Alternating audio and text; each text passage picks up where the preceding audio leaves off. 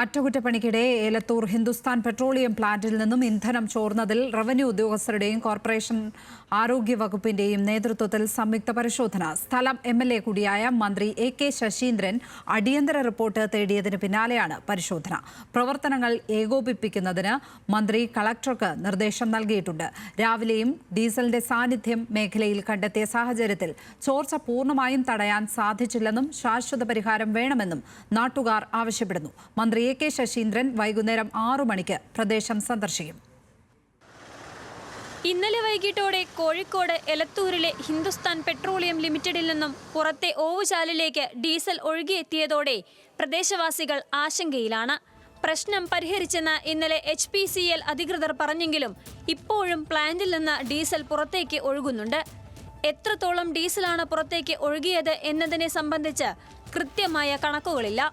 ഓവർഫ്ലൈ ആണ് ലിമിറ്റ് ഇല്ലേ? ഇത് ലിമിറ്റിൽ അൺലിമിറ്റഡ് ആയിട്ട് ഇങ്ങനെ വന്നുകൊണ്ടിരിക്കല്ലേ.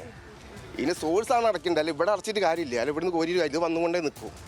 ഇത് എവിടുന്ന് ഞങ്ങൾക്ക് അകത്ത് കിടക്കാൻ പറ്റില്ലല്ലോ. അവിടെ ഗേറ്റ് ക്ലോസ് ചെയ്തല്ലേ. അപ്പോൾ ഉള്ളിലെന്താ സംഭവം എന്ന് ആർക്കും ഒന്നും അറിയില്ല.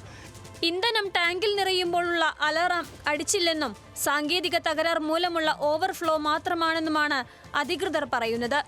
മന്ത്രി എ.കെ. ശശീന്ദ്രൻ അടിയന്തര റിപ്പോർട്ട് തേടിയതിന് പിന്നാലെ ദുരന്ത നിവാരണ ഡെപ്യൂട്ടി കളക്ടർ അനിതാകുമാരിയുടെ നേതൃത്വത്തിലുള്ള പ്രത്യേക സംഘം ഡിപ്പോയിലെത്തി HPCL ഉദ്യോഗസ്ഥരുമായി ചർച്ച നടത്തി. HPന്റെ കയ്യിൽ അവർക്ക് വീഴ്ച പറ്റിയിട്ടുണ്ടെന്ന് നമുക്ക് ഉറപ്പാണ്.